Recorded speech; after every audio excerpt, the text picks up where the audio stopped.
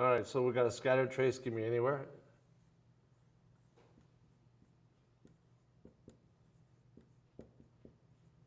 And you want the fix for this as well?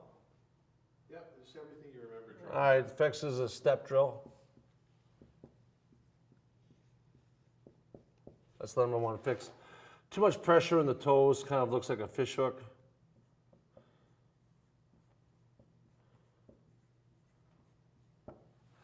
Then that's the number one pressure flaw in golf, too much pressure in toes. The lateral trace looks kind of like a rectangle box.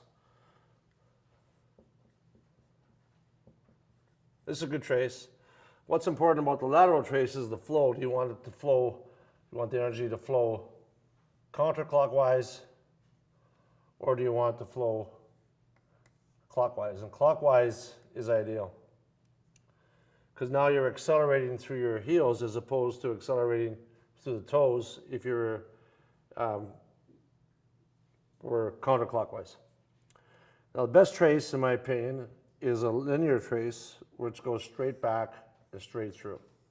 That's line on line. Now there's a lot of people that feel that what's called the heel to toe trace is a very powerful trace, and I agree it is a powerful trace, where the pressure goes directly into the trail heel and then into the lead toe. Why is that so powerful? It's because you're accelerating from your trail heel to the lead side, creating a massive braking power on the lead side to hit the ball straight. Now, the unfortunate part about that, if all your pressure's on your lead side of the impact, very typically you're going to hit it to the right. You're going to block it if you're a right-handed golfer. Then there are some variations of the themes, which can happen in any one of these traces, except the scattered. Well, it can happen in that too, but where you can, in the fish hook, you can see where there's a little bit of backup prior to the impact, and we call this a squirrel, and it can be a little squirrel effect. And it could be in a linear trace too, where the golfer actually backs up and continues to go forward, but does so prior to impact, which is, it can actually generate, in some cases, more power, because you're slowing down, speeding up, and slowing down and speeding up. So this is kind of a dry look to this, and then there's a modified heel to toe trace, which is basically a Z trace, where it goes straight into the trail heel, into the lead toe, and backs up just prior to impact. That's typically not a big player, not a big man, a diminutive player. It can be an LPGA player, it can be a small guy. Justin Thomas would use that in his driver, for example, but in his irons, he's linear.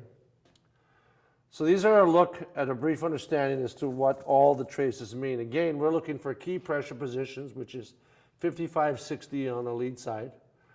Pressure transition occurs when the CLP dot begins to move forward, and that's typically when the lead arm is parallel to the ground at around P3, as early as P2. I'm call that PT, pressure transition, occurs between P2 and P3 for good players. And the amount of pressure that you get to the trail side, we'll call that trail and call that lead, depends on the length of the club. For a wedge, 50 to 55 is fine. For a 7-iron, 55, 60, 70 max, so on and so forth, leading up to the driver, which would be between 80 and 90.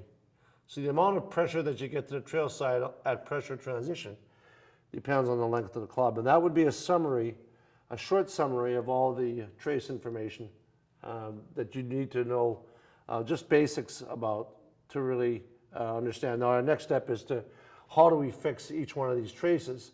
And what are the easy drills to do that? And we've got a lot of them. There's really only three basic drills that we're going to work on, which will improve not only getting pressure out of the toes, more into the heels, creating more of a lateral linear type of a trace.